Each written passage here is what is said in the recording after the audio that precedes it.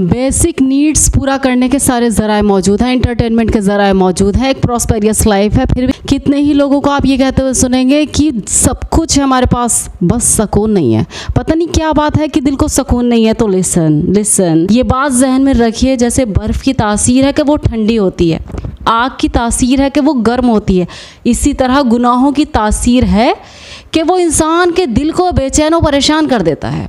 लिहाजा दुनिया का कोई भी अगर ऐसा इंसान है जिसको गुनाह करने की पूरी सहूलत है, उसमें वो मगन है, उसे कोई पूछने वाला नहीं, कोई रोकने वाला नहीं, उसके लिए कोई रोक टोक नहीं, बल्कि बिला रुकावट वो जो चाहे कर सकता है। फिर भी गुनाह की वजह से उस बंदे का दिल ज़रूर परेशान होगा, क्योंकि ये गुनाह की तासीर है। चाहे वो वक्त का अमीर हो, उसके पास ओहदा हो, मन मर्जी का खाता हो, जहाँ चाहता हो सोता हो, अगर वो गुनाहों का मुर्तकब है तो उसका दिल परेशान ज़रूर होगा।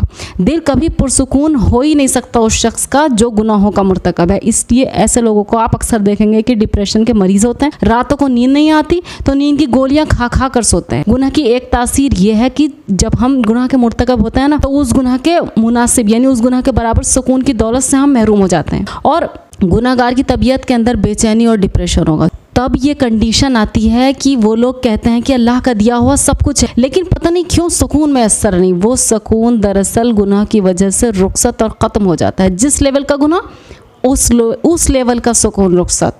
इंसान अल्लाह रब्बुल इज़्ज़त की नाफरमानी भी करे और फिर सोचे कि मैं पुरसुकून ज़िंदगी गुजारूं, भला ये कैसे मुमकिन है। इसलिए आज आप दुनिया में सफ़र करें तो मादी एतबार से तमाम सहूलतें लोगों को मैसर हैं, लेकिन हर दूसरा बंदा कहेगा लाइफ इज़ वेरी डिफ़िकल्ट, ज़िंदगी बड़ी मुश्किल है। एक्चुअली हमारे करतूत हैं वो जिन्होंने हमारी ज़िंदगी को मुश्किल बना रखा है। थर्ड थिंग, कुछ लोग कहते हैं कि हमारा कलाम पाक की तिलावत करने को दिल नहीं करता, कुछ लोग कहते हैं फजर की नमाज़ को जाने को दिल नहीं करता, कुछ लोग ऐसे हैं जो मुंह से कहते नहीं लेकिन इंटरनली ऐसा है कि उनका नमाज़ पढ़ने को दिल नहीं करता।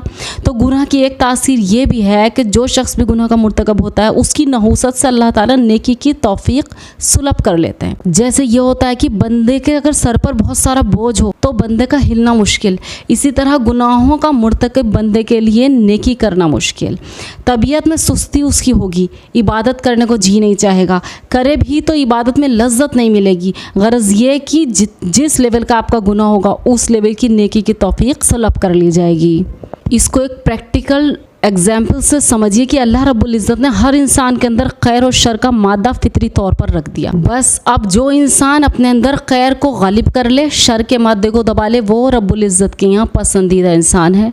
और जो खैर को मगलूब कर दे और शर को गालिब, वो अल्लाह ताला के यहाँ नापसंदीदा है। जिस पर शर गालिब होगा उस पर बेचैनी भी गालिब होगी, और जिस पर खैर गालिब होगी उस पर सुकून गालिब होगा।